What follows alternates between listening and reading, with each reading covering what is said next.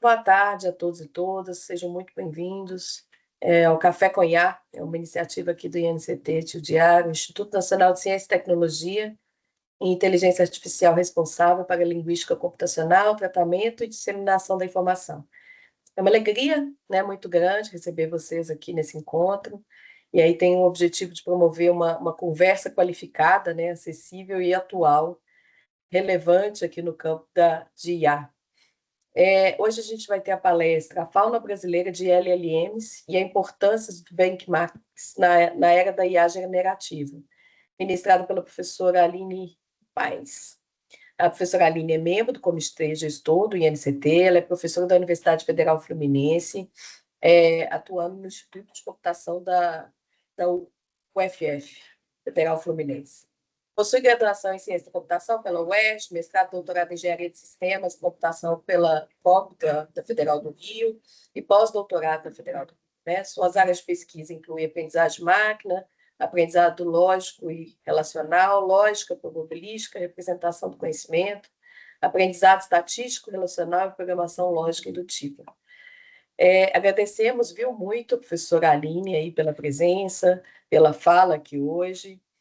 Antes de passar a fala, né, efetivamente para a professora e agradecê-la, né, por esse momento, eu queria de novo aí reforçar, eu vou colocar no chat mais uma vez um link que quem quiser emissão de certificado aqui da participação na palestra, por favor, faça uma inscrição rapidamente, é só colocar o nome e o e-mail para depois ter emissão automática ali do certificado, tá? Mesmo quem já me mandou ali no outro formulário, da próxima vez a gente vai fazer um pouquinho a logística diferente, mas é rapidinho, você coloca ali para gerar.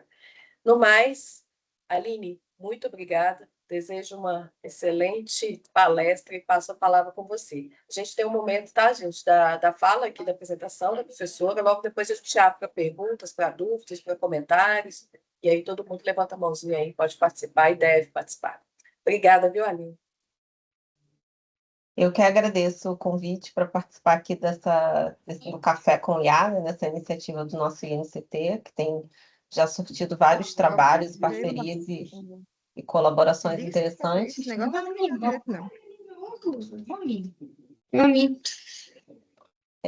Bom, eu vou alternar aqui um pouquinho entre as telas, né? E aí, se alguém quiser falar alguma coisa, você pode interromper também, mas acho que de repente a gente deixa as perguntas e comentários para o final, né? Porque eu não vou ficar vendo o chat, tá? Enquanto eu estiver aqui na tela da apresentação. Então, Elisa, obrigada pela introdução, né? Hoje eu vou falar um pouquinho do trabalho, a parte do trabalho de mestrado do Gabriel Assis, né? Que é meu aluno de doutorado agora aqui no Instituto de Computação da UF. E também nós tivemos a ajuda da professora Cláudia Freitas na elaboração desse trabalho. Basicamente, a gente tinha três pontos principais assim que a gente queria investigar, né? E foi o que deu origem assim ao trabalho que eu vou falar com vocês aqui hoje. Aí, né, só para a gente lembrar e ter mais um overflowzinho de LLMs, né? Nós estamos inundados, né, por LLMs na sociedade, na ciência, em todas as esferas assim da sociedade, tudo que a gente ouve falar, né, que as pessoas vêm perguntar para a gente é sobre LLM, sobre ferramentas de IA, que na verdade são as LLMs, né? E aqui são só alguns casos que eu peguei do dia 19, né, e do dia 20, de notícias que saíram a respeito de modelos, né, da Google aqui na sua maioria, mas também teve um caso da OpenAI, de um método, mais um uso de LLM para provar uma conjectura, né, matemática. E só no mesmo dia também nós tivemos três artigos distintos falando sobre como que a gente pode usar a AI, como que existe, quais as ferramentas que existem para automatizar na pesquisa científica. Aí me levou a pensar, né, que a gente está vivendo aqui, como cientistas e pesquisadores, numa era que a gente tem que botar dois chapéus, né? Então, um é o do usuário, que é como a sociedade tem recebido todas essas ferramentas, né? Então, do ponto de vista do usuário, né, a gente quer lá a ferramenta mais eficiente, a gente quer ajudar, quer ter uma ferramenta que ajude a gente a acelerar nosso fluxo de trabalho, e aí, aqui pensando como pessoa de computação, né, para a gente fazer geração de código, e pensando como pessoa pesquisadora, para fazer síntese de literatura, refinamento de texto, que eu acho que quase todo mundo hoje em dia faz bastante, Só que tem o outro lado da história, né? Que é o nosso outro chapéuzinho, que é o nosso chapéu de pesquisador. E aí a gente tem que abandonar um pouco, né, esse overflow de possibilidades, situações que a gente se vê envolvido o tempo todo, e pensar em outras questões, em outros pontos, né? Que é a gente tentar entender como que funcionam esses modelos, analisar esses vieses, compreender essas leis fundamentais do modelo. E aí, nesse caso, o LLM, ele não vira uma ferramenta, né? Mas ele vira o nosso objeto de estudo. Então, hoje, a gente vai tentar ficar um pouco mais aqui no chapéu laranja, né? Embora seja difícil da gente soltar o chapéu azul. Bom, então, toda vez que a gente vai pensar nessas ferramentas, né, e as pessoas falam assim, ah, e qual que você prefere? E aí o outro fala, ah, e qual que eu gosto mais? Então, para a gente ter uma visão, às vezes, um pouco mais instanciada, o que que a gente costuma fazer é usar um índice, né? Então, acho que o público geral, né, não costuma fazer muito isso, mas nós, como pesquisadores da área, a gente costuma olhar os índices e tentar entender como que esses diversos modelos, eles estão pensando em algum tipo de métrica, né? E uma que eu tenho olhado assim um pouquinho mais e acompanhado bastante é esse índice aqui de IA, né? E aí eu toda vez tenho que atualizar porque muda toda hora. Então esse daqui foi o que eu peguei recentemente, né, desse mês, que é um índice em que eles têm diversos benchmarks, que a gente vai falar um pouco disso aqui também daqui a pouco, e daí eles tentam codificar o desempenho dessas tarefas de acordo com esses benchmarks, tá? Benchmarks a gente vai falar mais um pouco, daqui a pouco, né? Mas a ideia aqui é que eles vão fazer um ranqueamento dessas diversas ferramentas que existem, como que elas resolvem certas tarefas. E aí, quando a gente está no chapeuzinho laranja, né, que é o de pesquisador, o que que a gente vai pensar? Não apenas aqui como usuário, qual que é a ferramenta que tem o melhor índice para resolver uma série de problemas, mas a gente também vai querer considerar quais problemas que eu quero resolver, que aí é o que a gente representa dentro dos nossos benchmarks, e como que a gente faz essas medições, né? Porque não pode ser baseado só numa questão pessoal de gosto, né? A gente precisa considerar algo mais instanciado. E aqui no nosso foco, né, a gente vai falar mais aqui do lado textual, tá? A parte de vídeo e áudio e fala não está dentro do nosso escopo aqui hoje. Então, assim, por exemplo, suponha que eu quero resolver uma tarefa que eu quero criar código para resolver algum problema de ciência, né, de química, de biologia, como for. Aí, o que que a gente pode usar como base para decidir como que eu vou começar uma pesquisa, como que eu vou investigar um modelo que resolve essa tarefa? Então, em geral, a gente vai lá e visita um benchmark, né, um dataset que já tratou desse problema antes. Então, aqui é um exemplo de um bem famoso, que é o SciCodeBench, né? Então, ele tem lá uma perguntinha, e aí o objetivo final é gerar um pedaço de código que tem a ver com a perguntinha, tá? Aí, de novo, né? Se eu estou pensando agora num problema mais específico que eu estou tentando resolver, o que que eu posso tentar fazer? Ver quais são as ferramentas, como que é o desempenho dessas ferramentas para esse tipo de tarefa, considerando um benchmark, que foi algo que foi elaborado, produzido por um grupo que entende do assunto, foi feito várias medições, né? E são verificadas questões relacionadas a benchmarks de diversidade, dificuldade, reprodutibilidade e tudo mais, né? E aí a gente pode agora consultar aqueles índices lá que eu falei antes para ver como que as ferramentas se saem nesse benchmark especificamente. Que, né, não dá para a gente comparar aqui direto, mas não é exatamente igual a do índice geral. Por quê? Apesar das comerciais, né, de muitas delas ficarem sempre aqui no topo, né, Gemini, GPT e tudo mais, nenhuma delas é assim a bala de prata perfeita para resolver todos os problemas do universo, né? Algumas vão ser melhores para resolver alguns problemas, outras vão ser melhores para resolver outros problemas. Então, daí esses índices ajudam a gente também a ter essa percepção de como que cada uma dessas 1000 LLMs se portam num problema específico. Agora, a outra questão também, né, que a gente tem que considerar é o seguinte: eu quero pensar só em modelo comercial. Aí, se a gente for lembrar, né, os dois, né, o chapeuzinho laranja, quando a gente está no modelo comercial, a gente não vai conseguir entender perfeitamente tudo que está por trás deles, porque os dados de treinamento não são disponíveis, os pesos não são compartilhados, então a gente vai ter mais dificuldade. Então, é bastante comum, quando a gente está vendo a ferramenta como objeto de estudo, e tentando entender como que as coisas acontecem por dentro, a gente considera modelos que são mais abertos, né? Que a gente consegue guiar melhor aí a nossa decisão.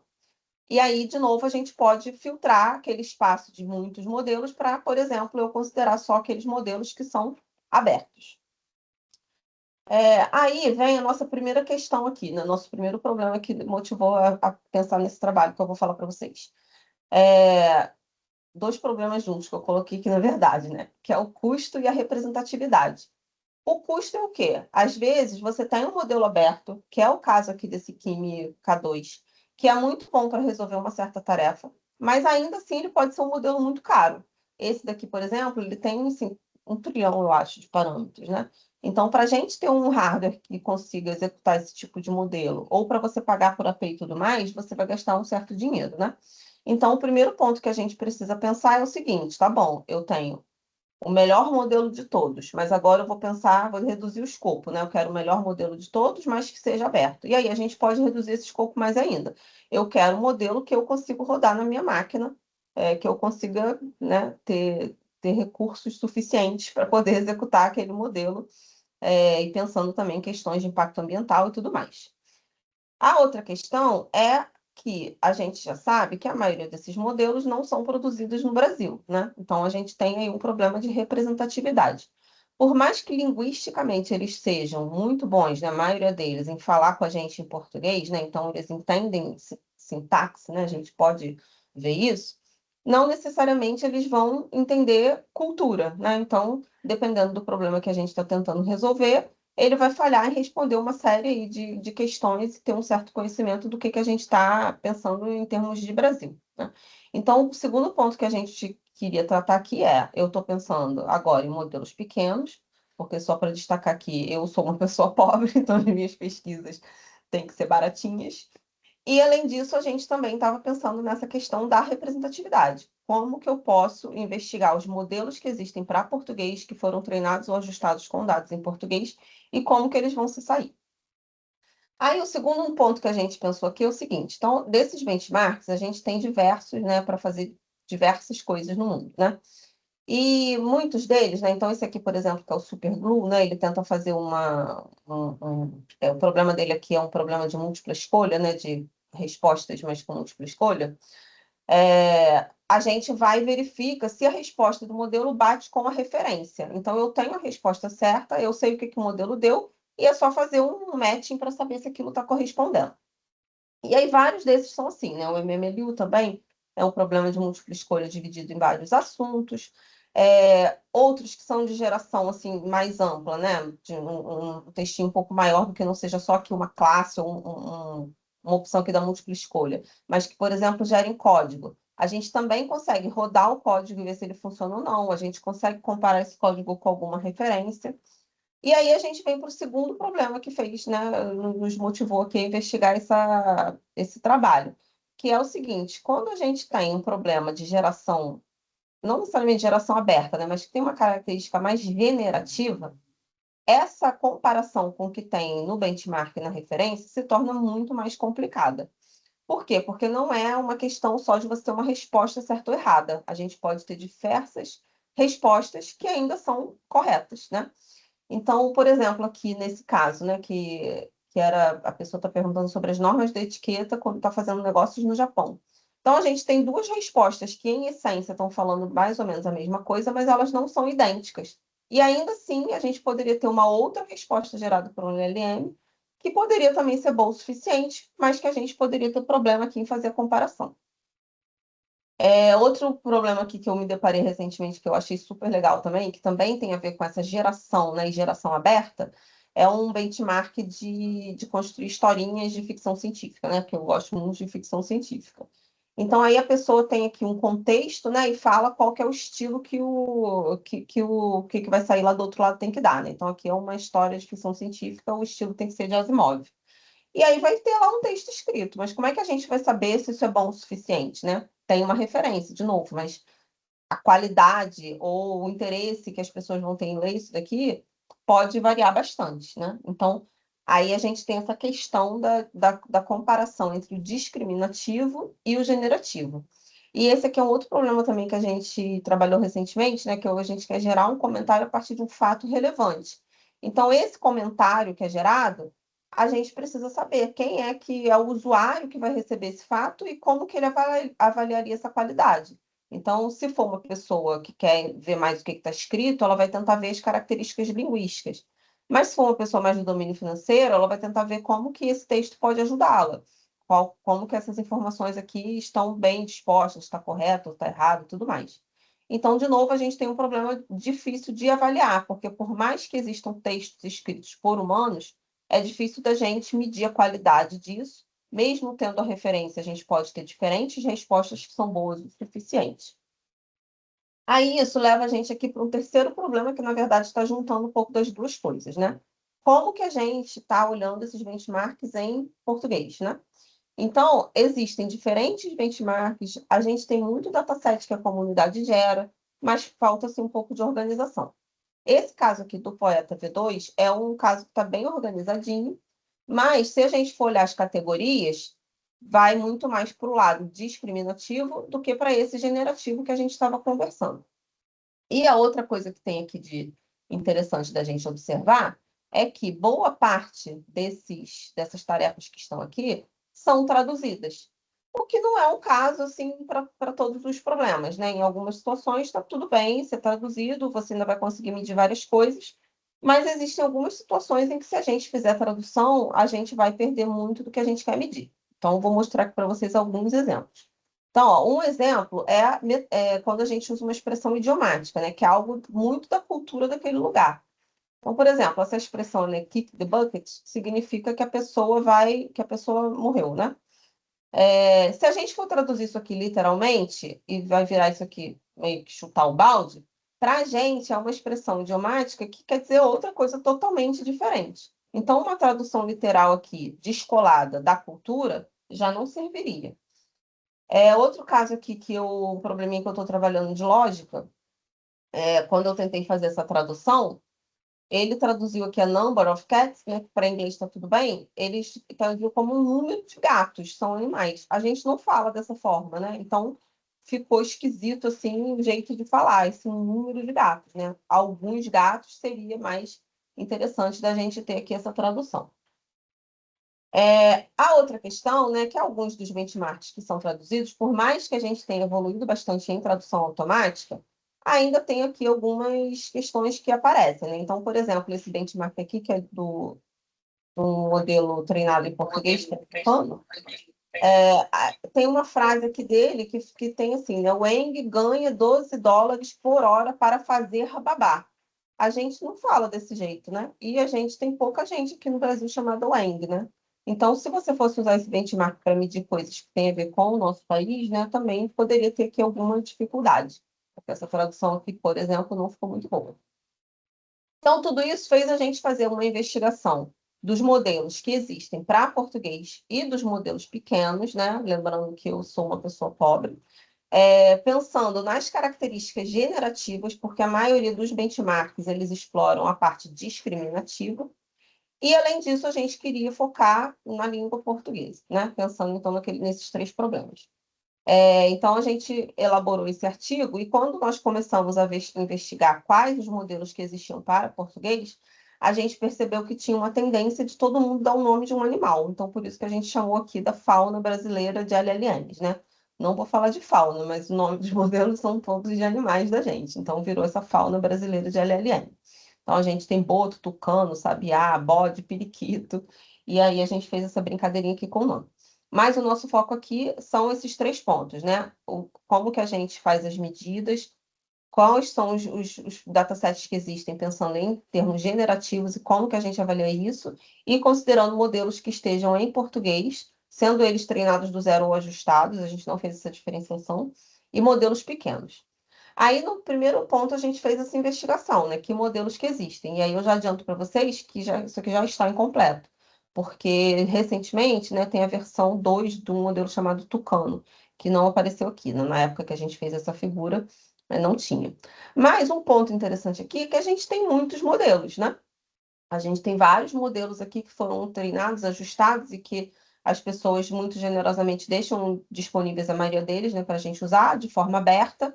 Então, na verdade, assim, existem diversos modelos em português abertos de grande escala. A gente não encontrou ainda nenhum, né? Mas não é que não tem, né? É só que talvez eles não estejam assim tão representados nesses índices gerais, que era um ponto que a gente queria explorar. Então, outro ponto importante aqui é que a gente queria fazer uma metodologia, né, de como que a gente poderia fazer essa avaliação, considerando essas três questões, né, modelos pequenos, modelos abertos, e que fossem em português, com dados que fossem gerados também aqui, pensando no nosso país. A gente pegou três tarefas de geração que são muito exploradas assim, na literatura e na nossa comunidade, né? Então, uma tarefa de sumarização, simplificação e question answering, eu vou falar daqui a pouco delas. A gente juntou todas as métricas que a gente poderia usar de forma automática, mas a gente também incluiu uma avaliação de LLMs como juízes, e a gente fez uma avaliação humana, mas não da resposta da LLM, e sim da resposta da LLM como juíza. Porque a avaliação humana para essas tarefas aqui a gente já existisse na literatura. E a gente incluiu também algumas análises de impacto ambiental, que depois eu vou falar melhor. Então, a nossa questão aqui era descobrir qual que é o desempenho generativo dessas soluções de LLM para português e como que a gente pode fazer para avaliar isso, dado que avaliar texto gerado é bastante complicado, né? Então, são as perguntinhas aqui que a gente queria responder nesse trabalho. Então, no primeiro ponto, a gente precisava selecionar que modelos seriam esses, né? Vocês viram lá que tem um monte, mas a gente tinha aqui certas questões relacionadas à escala, e a gente também queria os modelos que fossem mais abertos possível, no sentido de considerar, né, o modelo em si com os seus parâmetros, mas também assim, como que eles foram treinados, como que eles foram ajustados. Então, o máximo de transparência que a gente conseguisse obter aqui. E aí, com isso, a gente saiu com alguns modelos que foram ajustados para português e que obedeciam essa característica na época, né, de serem modelos pequenos e abertos e tudo mais, né, com os dados disponíveis, tanto em termos de peso, como também dos dados que foram usados para o treinamento. Mas a gente também precisava fazer alguma comparação com o modelo de referência, né? E na época que a gente fez o trabalho, o modelo era o GPT-4o, né? Então foi esse que a gente usou. E a gente usou o Sabiá também, que também entra assim um pouco como modelo comercial, né? Mas que foi ajustado para o português, né? Então, essa nossa seleção ficou com essa forma, né? E para obedecer aqui o princípio da fauna, todos em português realmente têm nome de animais. Nas tarefas que a gente escolheu generativas, então são tarefas que eram muito já investigadas na literatura, né, na nossa comunidade, porque a gente queria tarefas, né, que a gente tivesse assim, um benchmark que a gente tivesse bastante confiança. Então a gente escolheu um dataset de sumarização textual, né, que é você pegar um texto e escrever um sumário dele. Uma tarefa de simplificação textual, que é pegar sentenças complexas e escrever de um jeito mais simples. E uma tarefa de question answering, que depois, como a gente vai ver nos resultados, ela, apesar de ser uma tarefa de geração, ela tem uma característica diferente das duas primeiras, porque ela precisa que o modelo tenha conhecimento, né, para dar a resposta aqui. Nas duas primeiras, a gente está pensando mais em reescritas e transformações linguísticas, enquanto que nessa terceira a gente precisa que ela tenha conhecimento de mundo. Então, aí, né, são essas três tarefas, e como eu falei, na parte de linguística, muito mais expressa na primeira e na segunda, enquanto que na terceira a gente também precisa que elas tenham algum conhecimento embutido. Então, nós pegamos três conjuntos de dados, né, que são muito já investigados na literatura, né, para a sumarização textual, a base do Recognition. Na simplificação, a gente pegou o por simples Sent, que também é um dataset bastante investigado. E para question answering, a gente pegou o dataset chamado PIRA, que é um dataset de perguntas e respostas sobre a costa brasileira e mudanças climáticas e o oceano, né? Então, aqui é um dataset bem legal, porque ele é generativo, mas ele também está perguntando coisas bem específicas de Brasil, né? Que era o que a gente queria investigar também aqui. Bom, aí nosso conjunto todo de métricas, eu não vou ficar falando cada uma delas, porque senão a gente vai ficar aqui até amanhã. Mas, em geral, a gente considerou três grupos de métricas automáticas, na verdade, quatro, desculpa. Então, são métricas léxicas que a gente quer verificar, fazer a correspondência das palavras, né? Lexicamente, como que a resposta e o que a LLM está devolvendo tem. As métricas semânticas, que vão ver muito mais questões de similaridade semântica, né? Não necessariamente de um matching exato. Aqui eu botei as métricas de factualidade, porque nessa apresentação original também a gente tinha colocado a parte daquilo que eu falei para vocês dos fatos relevantes, né? Mas para esse caso que a gente vai mostrar aqui, nem isso aqui não precisou ser levado em consideração. A gente usou o conjunto de indicadores do Newk Metrics, né? Que é um conjunto bem grande de métricas, assim, que tratam de coesão e correferência e também de complexidade e tudo mais. E a gente usou o paradigma, né, que está sendo cada vez mais adotado para tarefas generativas de LLMs como juízes. E a nossa inspeção foi em cima da resposta das LLMs como juízes.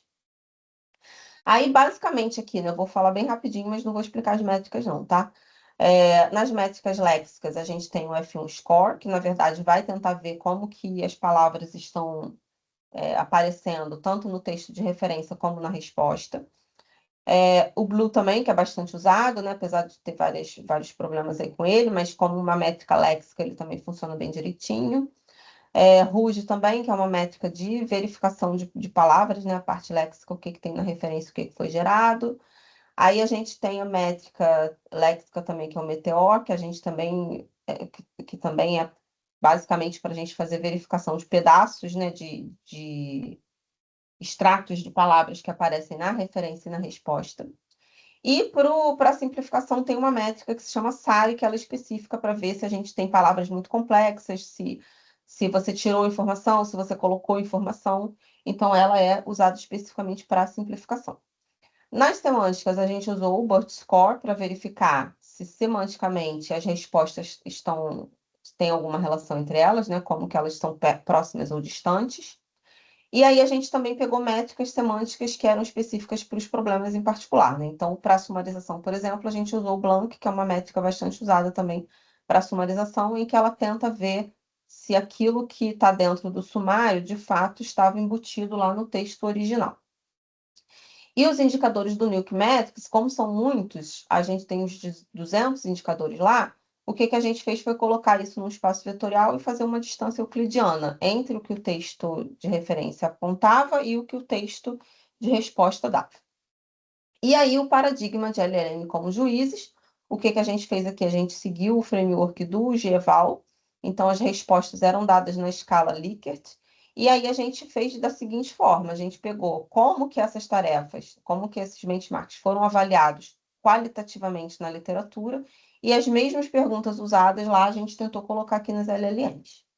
Então, para a sumarização, né, a gente considerou esses 5 critérios: gramaticalidade, não redundância, claridade de referencial, o foco, estrutura e coerência. Então, esse textinho que está aqui é o texto que a gente coloca no prompt da LLM como juiz, como juíza. Para a simplificação, em geral, a gente avalia a adequação, a simplicidade e a fluência. Então, também foram as perguntas que a gente colocou para a tarefa de simplificação.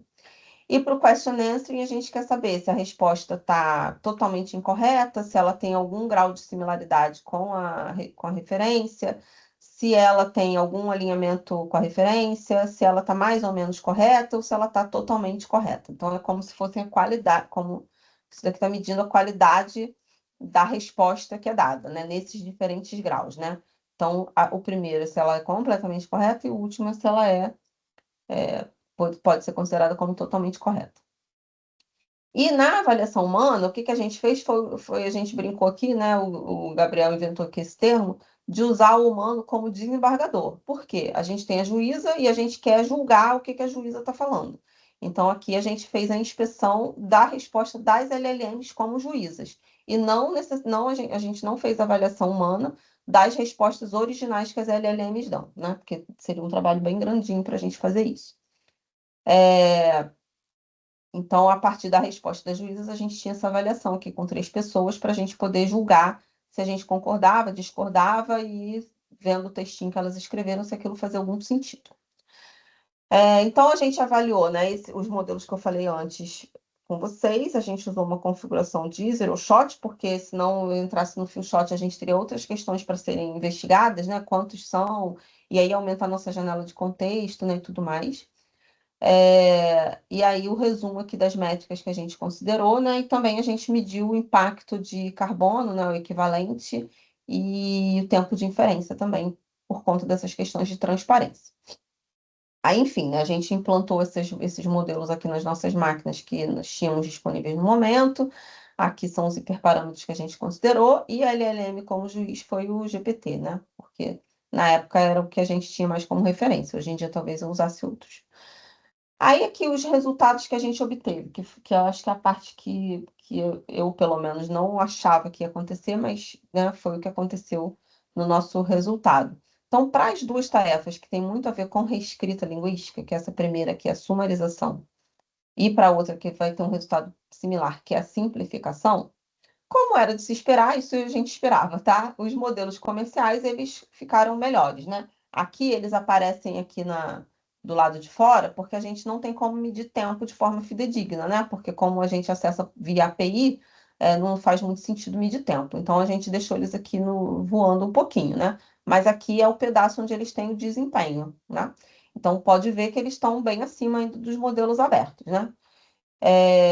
Mas o interessante daqui foi que o modelo Tucano, que é um modelo quase o menorzinho de todos esses aqui do grupo, ele teve um desempenho muito bom, comparável a modelos maiores, como o Bode e o Boto, que tem mais ou menos 9B, ele tem mais ou menos 1B, e ainda assim usando menos tempo, né, com menos custo computacional. Então, o Tucano foi, assim, para a gente, quando a gente fez essa avaliação, uma surpresa, para ser bem honesta, assim. Então, tanto na sumarização como na simplificação, aconteceu um resultado similar, né? Ele também teve destaque aqui na simplificação.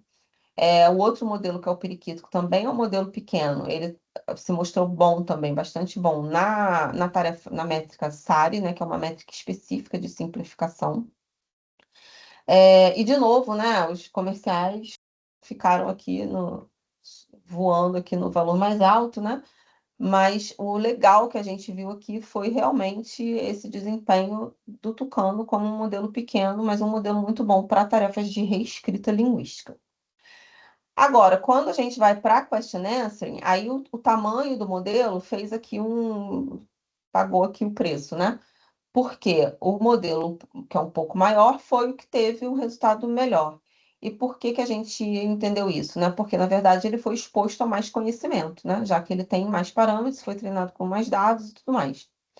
Então, no fim das contas, a gente percebeu que isso teve um efeito aqui no Tucano, né? Então, ele teve uma queda de desempenho. Então, para tarefas linguísticas, ele foi super bom. Agora, para tarefa que precisa de conhecimento, não foi tão bom assim. Reforçando um pouco o ponto também, né, de que nem sempre a gente precisa usar o mesmo modelo para tudo quanto é coisa, né? Até hoje eu acho que não existe um único modelo que seja bom para tudo quanto é coisa que existe, que a gente queira resolver, né? Então, tentar entender que modelo que funciona bem para cada uma das tarefas é uma parte essencial do que a gente precisa fazer, e foi um ponto que a gente quis trazer aqui com o nosso trabalho, né, pensando nas tarefas generativas. Aí, a outra coisa também interessante foi quando nós fizemos a extensão com as LLMs como juízes, né? Então, a gente conseguiu perceber que aí tem uma correlação bem boa, assim, né? Então, na maioria dos casos, de novo, apesar dos modelos comerciais terem sobressaído, a métrica automática que a gente observou com o Tucano continuou vindo também para essa avaliação das LLMs como juízes. Então, ela bate bastante, né? Tem uma boa correlação com as métricas automáticas, mas elas ainda não são perfeitas, porque quando você tem modelos que se comportam assim, muito similares, elas não conseguem verificar muito isso, né? Então, se tiver nuances entre grupos que são muito próximos, a gente não consegue identificar isso exatamente ainda com LLMs como juízes, mas lembrando também, né, que essa pesquisa aqui foi ano passado, muita coisa mudou de lá para cá. Então, hoje em dia, né, se a gente fizesse esses resultados todos de novo, pode ser que elas tivessem evoluído mais e a gente ainda tivesse modelos com mais correlação ainda. Agora, um ponto, assim, né, que é a análise da concordância que eu estava falando um pouco antes, né? Então, a concordância, quando a gente fez essa avaliação com as LLMs como juízes, foi muito boa. Aí, de novo, né? Claro que a gente fez aqui essa brincadeira do desembargador. Pode ser que tenha aqui um viés, né, de concordância, porque a gente acabou que via a resposta da LLM. Eu acho que não, né? Porque tentamos fazer com que isso fosse um tanto quanto independente, mas não tem como a gente ter certeza, né, de que não tinha um pouco de viés de concordância. De todo modo, na hora de fazer a avaliação, a gente viu que todas as métricas de concordância que a gente usou, elas iam muito bem. Os casos assim que foram piores foi no dataset do PIRA, né, que é Question Answering, que na verdade também é um dataset bem difícil até de ser julgado, né? Várias vezes a gente também ficava se perguntando assim, se a resposta era aquela mesma. Então dá até para entender por que que aqui tem mais controvérsia. Agora, um ponto interessante que nós observamos na época com essas LLMs como juízes, né, é uma certa tendência a elas serem punitivas, às vezes, sem necessidade. Então, nesse caso aqui em particular, a gente tinha um sumário em que ele, não sei se dá para ver aqui, mas tem uma vírgulazinha no final. A frase está bem feitinha, então se trocasse a vírgula pelo ponto, ninguém podia reclamar de nada. Mas como ele viu essa vírgula, aí reclamou muito, falou que terminou de forma abrupta, né? E caiu aí um pouco no score dele por conta de uma coisa que era bem bobinha, né? E aí a gente, né, avaliando, percebeu esse ponto. E a outra coisa também é que a comparação entre entre as respostas que ela dá ainda não são perfeitas. Ainda mais se você pensar em termos numéricos. Então, por exemplo, aqui era um caso em que ela reclamou que que a resposta dada na sentença tinha uma informação incompleta. E aí, por conta disso, ela deu um score de 0,4. No caso do lado, ela reclamou da mesma coisa, basicamente, que a sentença estava incompleta, mas aí ela deu um score de 0,827. Então, não tem muito. O padrão aqui ficou um pouco perdido, né? Dois casos em que a reclamação era a mesma, e aí os humanos, né, a gente, quando avaliou, falou assim que a nota não era aquela, né, que devia ser um pouco mais alta, mas em respostas de casos similares, ela deu esse valor aqui numérico bastante distinto. Aí aqui é só um panorama geral, né? Em geral, a gente criou um rankingzinho para tentar medir como que esses modelos se comportavam. Isso varia um pouco de acordo com cada uma das tarefas, né? Mas como a gente tinha falado antes, né? O Tucano aqui ele fica em terceiro na sumarização e na simplificação, né? Abaixo só dos comerciais. E o que que a gente queria comparar aqui, na verdade, é como que a gente pode ter as tarefas generativas e como que isso se compara com as discriminativas. Então, esse OPLL aqui é um ranking discriminativo que existe para modelos brasileiros. E aí a gente vê aqui que não é idêntico, né? Então, tem uma certa diferença aqui quando a gente mede com as tarefas generativas e quando a gente olha esse ranqueamento nas discriminativas. De novo, apontando que a pesquisa é necessária dos dois lados, né? E que no fim das contas a gente não vai ter um modelo só que consiga resolver todas as tarefas, né? Isso lembra a gente um pouco, né, uma divisão que a gente fazia muito em PLN antigamente, não, uns anos atrás, que hoje em dia é um pouco mais, ficou um pouco misturada, né, com essa história de LLMs, que é a gente ter a diferença entre o NLG, né, que é o Natural Language Generation, e o NLU, né, que seria o Natural Language Understanding, né? E antigamente a gente tinha tarefas muito separadinhas para esses dois lados, né? E hoje em dia está tudo muito nublado, porque no fim das contas a gente está sempre gerando texto para resolver as tarefas, né? Quando a gente usa LLM, mesmo em casos discriminativos. Mas no fim das contas, o desempenho das tarefas, dos modelos, ainda mostra que é necessário a gente olhar por esses dois ângulos, né? Até porque são formas muito distintas de avaliar.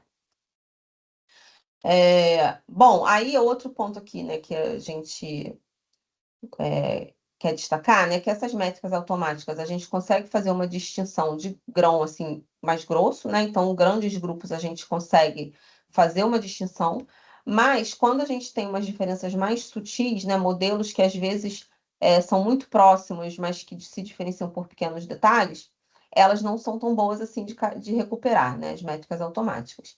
Então, a gente precisa avaliar de outra forma. Hoje em dia está cada vez mais comum ser LLM como juiz porque é escalável, mas também tem que lembrar que elas não são perfeitas ainda, né? Então, ainda precisa de inspeções e validações humanas. O ponto assim, maior das tarefas generativas é que essas referências, elas são apenas assim, uma das possibilidades, né? Mesmo em casos que você tem 5 respostas de referência, você ainda pode ter uma outra que não está nessas 5 e que é tão boa quanto, né? Então, elas são só uma realização possível, né? E não necessariamente a resposta correta, um padrão absoluto de qualidade. Então, de novo, né, é sempre importante a gente ter essa visão quando está mexendo com tarefas que são generativas. E o outro ponto também, né, é que como a gente vai medir, como a gente vai interpretar as métricas, tem que ter a ver também com o contexto da tarefa que a gente está fazendo. Então, para o nosso caso aqui, por exemplo, a gente usou essa métrica SARI, que ela não se aplica perfeitamente para os outros casos. Ou então a Blank, né, que é uma métrica de sumarização, que também não daria, por exemplo, para a gente medir com question answering. Então, de novo, também é necessário a gente pensar em diferentes formas de avaliar essas diferentes tarefas generativas, né? Para aquele exemplo que eu mostrei para vocês lá no início do textinho com as MOVs, nem sei como que as métricas que a gente conhece poderiam avaliar aquele tipo de tarefa, né? Então, a investigação de como que a gente faz essa avaliação e como que a gente faz isso de maneira confiável, de maneira correta e de maneira escalável também, ainda é bastante difícil, né? Ainda é um ponto aí que a gente ainda precisa evoluir. Agora, né, esses estudos todos que a gente fez, obviamente, como muita coisa que a gente faz hoje em dia, tem um limite de tempo. Se a gente fosse pegar todos os V2 desses modelos todos, né, que foram gerados depois, pode ser que os resultados fossem bastante diferentes. Então, é o tipo de coisa que a gente precisa estar olhando de vez em quando de novo, né, por conta dos novos modelos e tudo mais. A gente não usou essas métricas automáticas e a gente sabe que elas ainda são problemáticas, né? No nosso conjunto aqui, a gente só pegou 3 tarefas generativas, né? Existem muitas outras, mas são tarefas que são muito discutidas na literatura e a gente queria que isso fosse aqui um ponto também importante. E a nossa avaliação, né, dos desembargadores foi uma escala muito pequena, né? Nós tivemos foram só 3 pessoas medindo e a gente fez uma amostra, né? Acho que não lembro se eu falei isso antes, mas a gente não fez avaliação de tudo porque gastaria muito tempo, era inviável. Então foi uma amostra só para a gente ter uma ideia melhor do que estava acontecendo, né? E além disso, né, como eu falei no início, né, para deixar bem claro que eu sou uma pessoa pobre, a gente tem restrições de hardware, né? Então, a gente teve que parar num certo ponto aqui do que a gente conseguiria avaliar com o nosso hardware, tá? Com mais poder computacional, talvez a gente pudesse ter modelos um pouco maiores. Por outro lado, não é muito comum a gente ter modelos maiores, abertos, gerados no contexto aqui do Brasil, né? Então, também tem esses 2 pontos aí para serem considerados. Como eu falei antes, a gente também mediu, né, o impacto ambiental, né? A gente faz uma estimativa de emissão de carbono equivalente, né? Para a gente tentar instanciar melhor na nossa cabeça o que aquilo significa. Então, no nosso caso aqui, a gente viu que o que a gente gastou era mais ou menos 4 quilômetros percorridos por um automóvel. Aí eu gosto de brincar, né, que para eu ir andando aqui para minha casa são mais ou menos 2 quilômetros, né, um pouquinho menos do que isso. Então, aí eu posso deixar de usar carro um dia e pronto, já paguei minha conta. Mas enfim, né, mesmo que isso tenha sido pequeno, né, a gente precisa sempre ter começar a criar esse hábito, né, da gente mostrar esse impacto ambiental. Aí, para fechar aqui, né, 3 pontos que eu acho que eu queria que a gente pensasse assim, até como INCT, né, acho que faz todo sentido para o nosso contexto, né, e o que a gente quis trazer com esse trabalho. Então, o primeiro ponto é que a gente precisa de bons benchmarks que sejam gerados pensando em português Brasil. Claro que, assim, para gerar código, por exemplo, né, o código em Python, não importa muito a linguagem da saída, mas a linguagem da entrada ainda pode fazer bastante diferença. Então, a tradução, ela tem seu valor em algumas tarefas, né, mas ela não é suficiente para cobrir todos os casos que a gente precisa. E quando a gente está gerando esses benchmarks, aí a gente precisa pensar, né, que também eles têm que ter nível de dificuldade, tem que ter diversidade, tem que ser útil, né? Um ponto muito importante que se pensar hoje em dia, né? Essa questão da não contaminação, que também é um problema que a gente ainda não sabe como resolver, né? O que as LLMs viram dos benchmarks para saber se elas decoraram ou não alguma coisa. E como que você faz para reproduzir esses dados, né? De forma fácil, porque isso também vai ajudar as pessoas a usarem e a tentarem fazer pesquisa em cima deles. A gente, assim como comunidade, né, pensando em comunidade brasileira, né, a gente tem muito dataset. Eu acho que se alguém algum dia fosse fazer uma pesquisa de quantos datasets que a gente já produziu na nossa comunidade, vai ver que tem coisa demais. No entanto, está tudo meio espalhado, né? E a gente precisaria aí de um movimento para fazer um inventário, e esse inventário teria uma série de dificuldades, né? Porque a gente teria que manter atualizado, o suporte de geração, as tarefas, os valores de benchmark de referência e dos modelos de referência, tudo isso a gente teria que organizar, né, para que isso fizesse sentido. Mas eu acho que é um ponto que a gente precisa pensar cada vez mais, né, que é muito importante a gente se organizar, né, como comunidade. Não adianta a gente ficar falando que não tem dataset, ou não tem benchmark, que é uma língua de pouco recurso, né? Hoje em dia as pessoas até brincam se a gente fala isso, porque tem línguas que são de pouco recurso de verdade. Aí a gente passou a falar assim, é pouco recurso anotado. Eu não sei se isso também é muito verdade, porque a gente tem produzido bastante dataset. Eu acho que a gente precisa realmente de um pouco de organização. O segundo ponto aqui, né, que quando a gente está pensando em tarefas generativas, e hoje em dia, para a gente conversa com esses modelos, é generativo, né, gerando texto, não necessariamente os melhores valores para uma tarefa discriminativa vão se refletir nas generativas. Então, também é importante a gente ter esse olhar para essas outras tarefas, que têm desafios, porque são bem mais difíceis de serem avaliadas, da gente gerar benchmark e tudo mais, mas elas são tarefas que são muito importantes e é como a gente, né, lida no dia a dia, né? As LLMs como juízas, né, têm evoluído bastante, mas a gente ainda vê que elas têm problemas, tanto de viés, né, às vezes viés de autopreferência, viés de posição, ponto em que você está dando a informação para elas, além do problema todo que a gente tem de gerar prompt, né? E ainda tem também problema de ruído, não só de viés. Então, a gente ainda precisa pensar bastante, assim, como que a gente consegue medir qualidade nesse tipo de tarefa, né? E como que a gente consegue criar protocolos que sejam confiáveis, mas também escaláveis, né? O mundo ideal seriam pessoas, uma quantidade muito grande de pessoas fazendo todas as avaliações, mas a gente sabe que isso é inviável.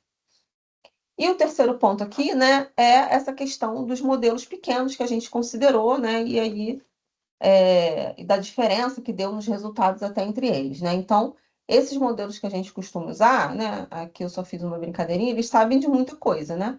Mas os modelos que a gente vai construir de forma especialista, que são modelos menores, e eu não acho que a gente precisa ter um modelo que faça tudo, eles podem ser ajustados para eles saberem aquilo que realmente importa.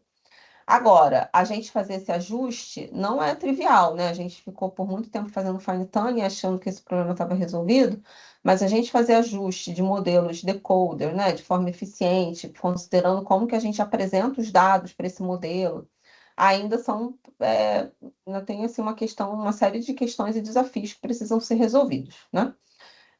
Como que a gente vai fazer essa curadoria, como que a gente pega um modelo pequeno para ele ser especialista, ele continua sendo especialista quando o conhecimento evolui, tudo isso é bastante importante, né? Mas o ponto aqui que eu queria destacar, né, é que nem tudo a gente precisa de um modelo gigante, né? Às vezes, se a gente tiver um modelo pequenininho para resolver um problema em particular, a gente vai conseguir já evoluir, né? E lembrando que a natureza e o nosso bolso também vão ficar gatos por isso. Bom, então era isso assim que eu queria falar um pouquinho hoje para vocês, né? Espero que eu tenha conseguido passar a mensagem, pelo menos aqui desses 3 pontos para serem lembrados no futuro. Aí aqui são todos os órgãos, pessoas, instituições que me ajudam na minha pesquisa, que eu sou pobre, mas tenho vários amigos. É, Então é isso. Obrigada, pessoal. Obrigada, Aline, adorei, né? É isso aí. Bem, parabéns pelo trabalho, obrigada realmente pela apresentação.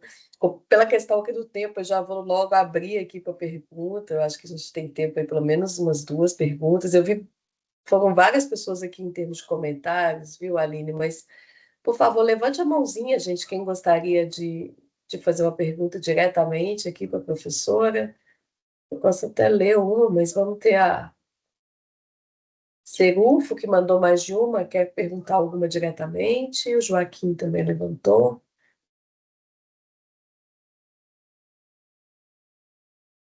Pode ir lá, Joaquim, pode fazer a sua. Bem, boa tarde para todos e todas. Parabéns aí pelo trabalho. Eu gostei bastante, Aline, do seu trabalho, né?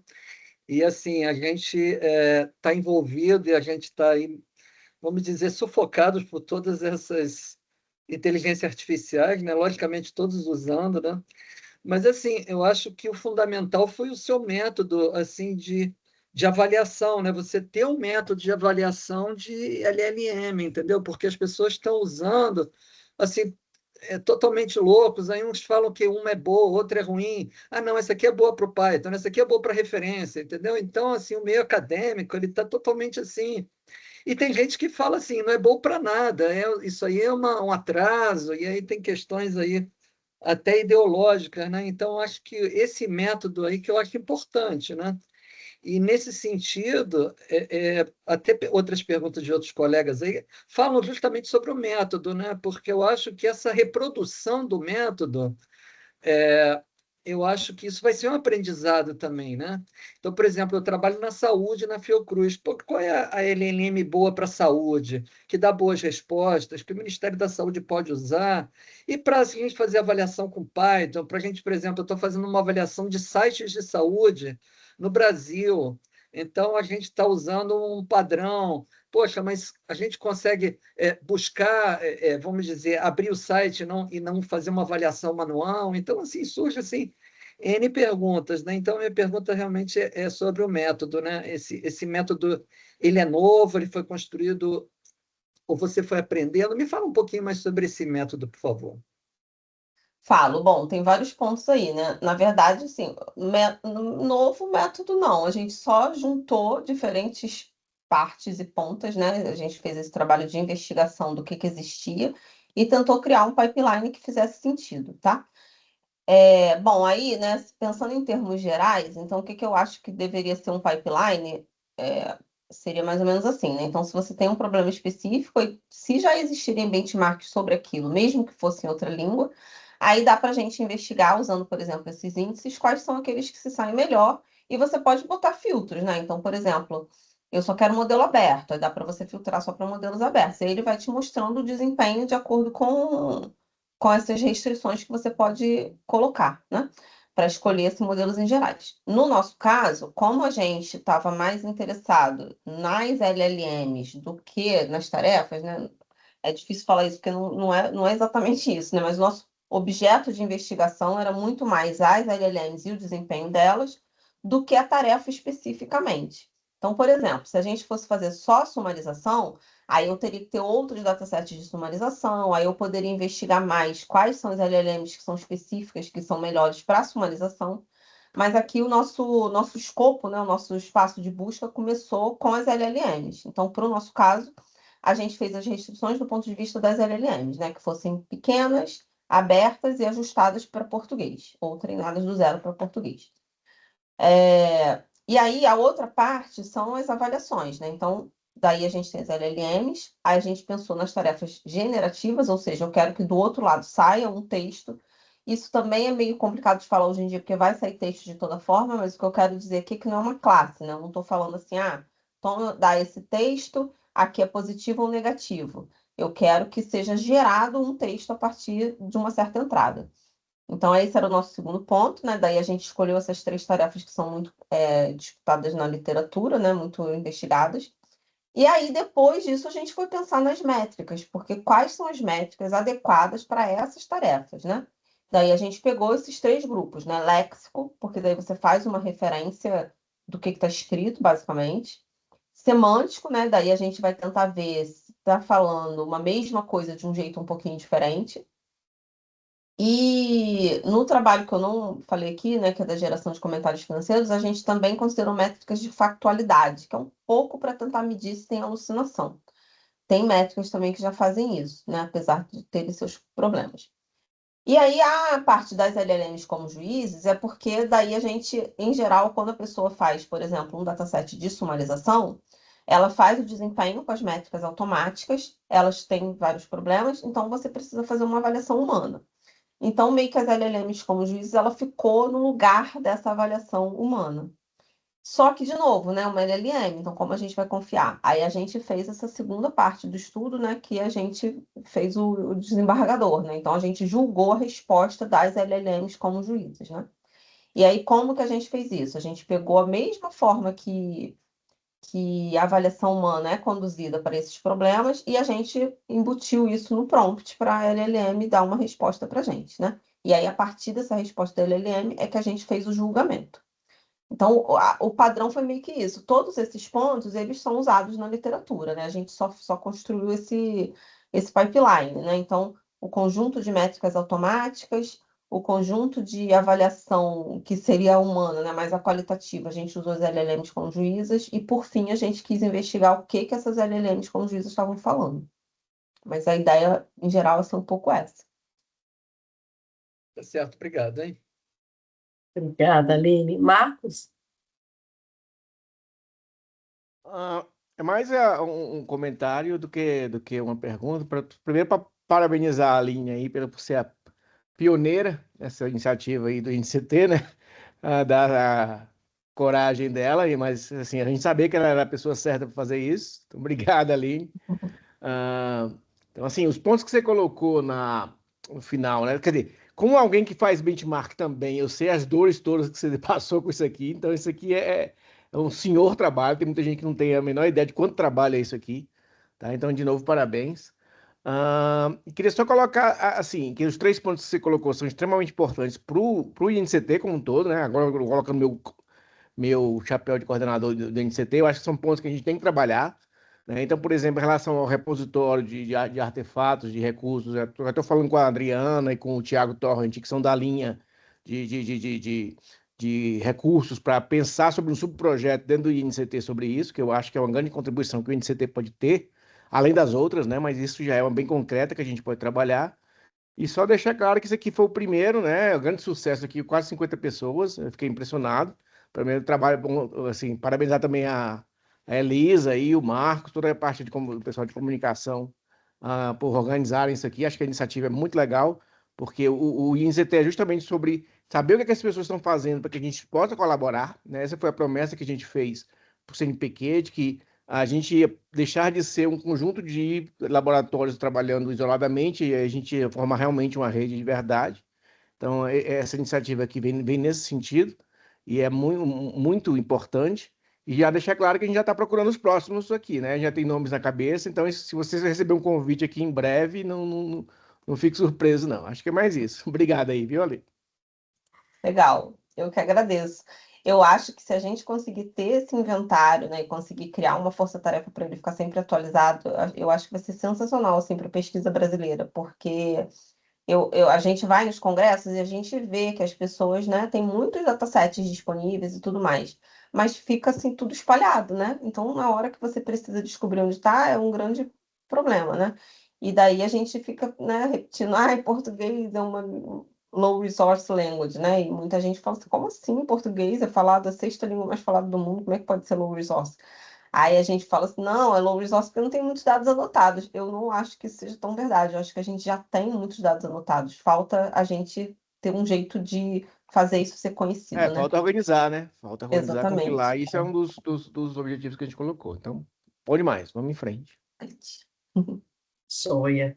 Bem, pessoal, eu vi ali que ainda tem outras perguntas, viu, Aline, no comentário, depois eu até te repasso ali diretamente, enfim, a gente pode arrumar outros meios até de divulgar em termos das respostas, até porque eu sei que o pessoal ainda ficou ali com algumas questões, mas pelo horário, eu queria efetivamente, de novo, né, agradecer a sua participação, agradecer pela brilhante aí palestra, pelo tema em termos de importância, né, para a gente como um todo. O Marco já deu um spoiler aí, né? A gente está numa série, esse do Café com IA, é uma iniciativa aqui, né, da equipe toda de comunicação e é primeira de várias aí, então logo, logo a gente vai ter a chamada para a próxima, tá? Então, provavelmente aí a gente já vai entrar em contato com o próximo, ou a próxima, né, palestrante, e aí a gente divulga para vocês e envia o convite para todo mundo que está aqui. Uma pergunta que foi feita, eu vou mandar aqui de novo no chat, de novo, pela última, talvez, a questão do certificado, tá? Se alguém quiser, mesmo que tenha mandado e-mail, nome, por favor, mande lá o nome e o e-mail rapidinho, que a gente, para emissão de certificado. Uma pergunta que foi feita, o pessoal perguntar se foi gravado, sim, vai ficar e a gente vai colocar depois no canal do YouTube, e a gente manda para vocês. Antes de eu só finalizar, que eu já ia pedir o pessoal para abrir a câmera, Léo, você quer comentar alguma coisa? Sim, só, né, agradecer a Aline aí mais uma vez. Aline, excelente, assim, trabalho, assim, fora da curva. E falar para todo mundo que está aqui, né, gente? Assim, a gente está na comunicação aqui, né, na frente da comunicação do NCT, E são várias iniciativas aí, né? Você tem a Elisa e o Marcos com U, para não confundir com o Marcos com O, que é o coordenador, né, no time aí de divulgação. E a gente precisa muito de vocês, assim, sabe? Então, assim, é só aproveitar esse momento para quem tiver aí, que for do NCT e tiver aí, sempre nos procurar com o que vocês têm feito aí de novidade, né? A gente tem uma planilha lá com todos os membros do NCT, onde a gente tem que colocar lá os artigos que a gente vem publicando, né? As produções que a gente vem, não só os artigos, as produções como um todo. E sempre que alguém tiver, né, assim, a gente fica laçando as pessoas aí, procurando para poder fazer um newsletter que a gente publica mensalmente, para poder atualizar o site, atualizar o LinkedIn. Então, assim, a gente precisa muito da ajuda de vocês, assim, né? Sempre que vocês tiverem novidades importantes aí que estão enaltecendo, que estão dentro do contexto do NCT, chamar a gente para a gente poder ajudar na divulgação. É mais isso. Obrigado, Elisa. Zoe, obrigada. Bom, essa chamada aí, logo, logo também vão ter duas bolsistas trabalhando diretamente. A gente vai apresentar para vocês, mas se alguém entrar em contato, entrevista, conversa, vocês já vão saber também que são ações nossas aí, tá? Gente, eu queria convidar rapidamente quem aí, Aline, talvez tirar a apresentação, quem puder, quiser abrir a câmera para poder aparecer aí nas redes, para poder aparecer nos meios, nos boletins, a gente tira foto, publica. Então, é um momento que todo mundo aparece um pouquinho. Eu vou passar Deixa eu pelas só, telas. deixa eu só falar uma coisa aqui que eu tô vendo no comentário da Karen, aí eu acho que eu não falei muito apropriadamente, né? Mas esse artigo a gente publicou numa edição especial do Jornal da SBC, né? E foi uma iniciativa do nosso grupo de brasileiras em PLN, e é uma edição especial só de LLMs pensando em Brasil, né? Então tem tarefas, tem datasets, tem modelos, tá tudo já publicado no site do Jornal da SBC. Então também tem vários outros trabalhos lá, né? Super legais. Quem quiser ter mais detalhes, depois é só consultar também. Joia! Pessoal, fui tirando aí, fui passando as páginas. Obrigada, Aline. Obrigada, pessoal. Tiago, agora que eu vi, abraço para você, tá bom? Que te vi aí. De vez em quando a gente vê alguém que a gente tem muito tempo, né? Mas, pessoal, obrigada pela presença. Até a próxima encontro, até as próximas ações. Tá joia? Um abraço, boa sexta, bom final de semana para todo mundo. Obrigada. Tá? Até. Obrigado, até a próxima. Então, obrigado, parabéns.